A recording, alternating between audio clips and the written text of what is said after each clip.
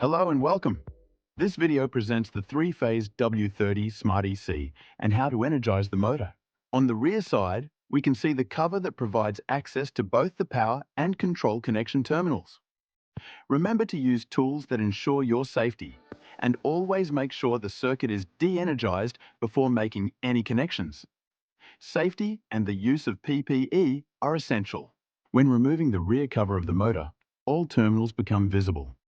Our focus here is to present the power connectors. 1. These are the terminals where the W30 Smart EC power supply cables will be connected. 2.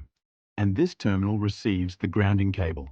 Strip the cable insulation to a length of 8.5 millimeters plus or minus 0.5 millimeters and insert them into the power and grounding terminals. The cross-section of the cables must follow the specifications in the installation manual according to the motor's rated power. When connecting the cables to the power terminals, apply even pressure and avoid forcing them. They should slide in smoothly. Be careful not to bend or damage the connectors. Ensure the connections are properly established. Always connect the equipment to the ground protection. PE.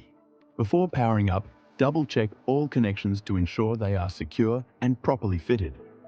Once you are confident everything is correctly connected, you can proceed to power on the W30 Smart EC motor. Congratulations! You have successfully learned how to connect the power cables.